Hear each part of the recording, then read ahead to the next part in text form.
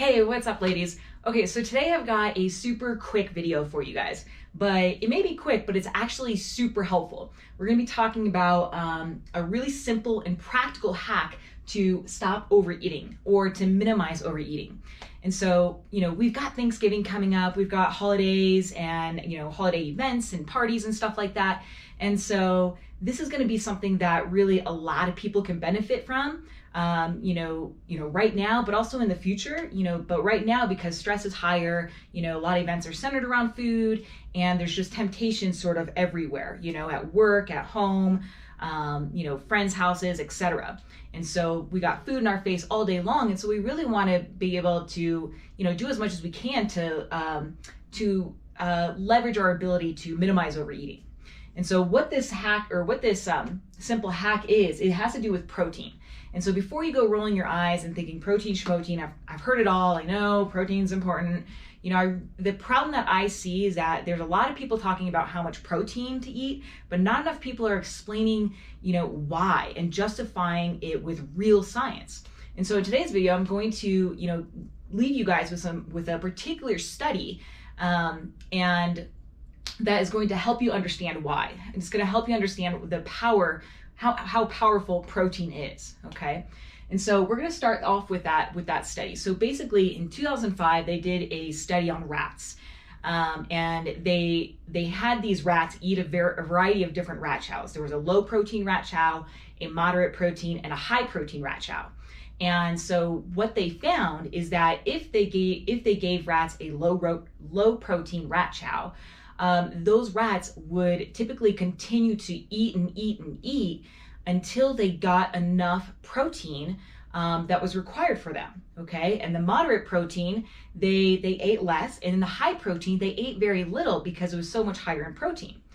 And yeah, I know it's a rat study, but really there's no reason to think that this would not be the case in humans. As a lot of our information that we have now has been derived from, rat studies. And so this became as the protein leverage hypothesis.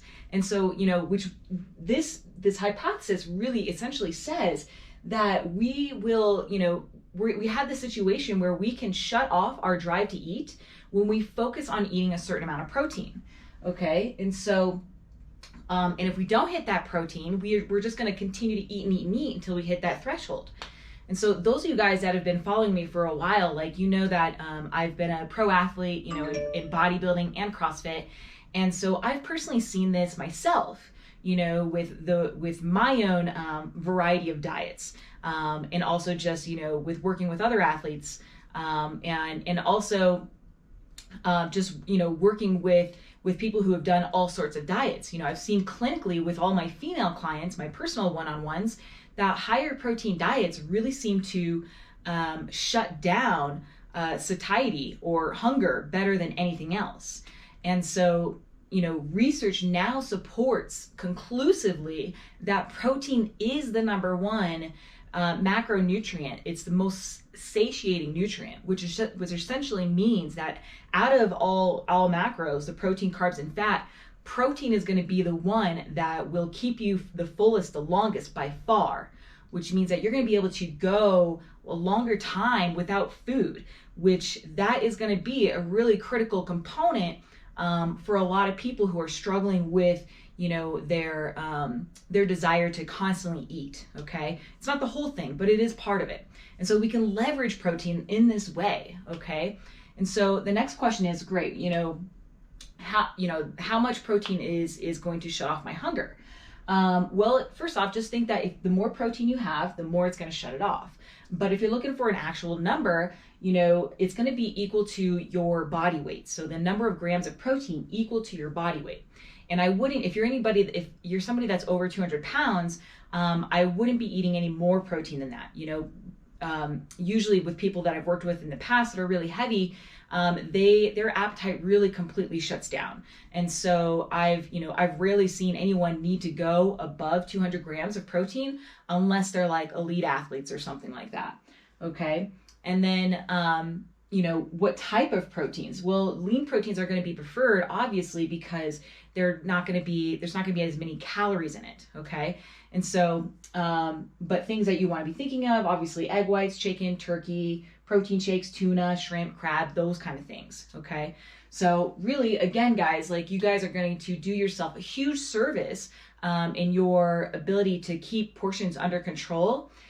If you can increase that protein as much as you can, if you can just make it the priority of your meal. Now, I often get the question like, well, what about vegetarians? Well, vegetarians do struggle to get that protein in, but the problem that I see mostly with vegetarians is they're not really vegetarians. They're more like starchitarians, meaning that they eat a lot of carbs from like beans and lentils and rice and crackers and breads and stuff like that, rather than actually putting their focus on high fiber vegetables. Okay. And so that's why they kind of like are never full. They're never satisfied. And so if you are a vegetarian and you don't feel like drinking protein shakes all day long, which is fine, then you're going to really want to put your focus on high fiber vegetables. Okay. To really kind of replace this effective protein. Okay. And so overall, guys, if you're one of those people that is overeating all the time, this is really a simple thing that you can do without having to get on any of those fad-based diets that don't work, or they only work for like, 10 days. So, and this doesn't have to do with, what the latest guru said. And again, like the most popular diet, this is going straight to the science and saying that this has shown to shut off your hunger. Okay. Now, real quick, I just want to address this because hunger is completely different from cravings. Hunger is something that is felt in the stomach, in the gut, and then cravings is something that's felt in the brain. Cravings are those things like, oh, I just need that taste, or or when you get triggered, like from when you have a bite of ice cream and you want more and more and more, like you can't stop. Those are cravings, and usually those things are a result of emotional eating. Like emotions, because emotions really drive our desire to eat even when we're not hungry, and also the flavors that you're that you're getting in from that food. Okay.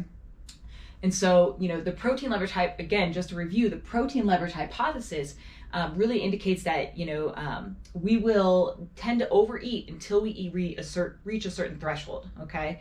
And again, going back to that science study on the rats, that that's where this information has come from, and so it's pretty conclusive that this is old information, but it's very pertinent. It's still very valid. Okay. And as far as the hunger and cravings issue, if you are somebody that's like, hey, hunger's not my problem, it's really cravings, that's going to be something that you're going to, that's more related to stress, which I'm going to talk about in another video. But that's, a lot of my clients that I work with, their problem is usually not hunger based. It's actually more so stress based. It's more cravings, it's that need to eat, that desire to eat, even though I'm not that hungry. And so if that's something that you're struggling with, like there's a lot of emotional work that I do with my clients that to really break those patterns, to get out of that emotional eating habit. And so that really requires some one-on-one attention. And again, guys, like really like one-on-one is the way to go, one-on-one coaching, because typically, like, you guys have probably kind of known this, maybe you didn't know the study or the science, but from what I've found is that most people don't have a problem with knowing what to do, right? All the information is out there. The problem is getting you to actually do it on a consistent basis. And that's where coaches come in.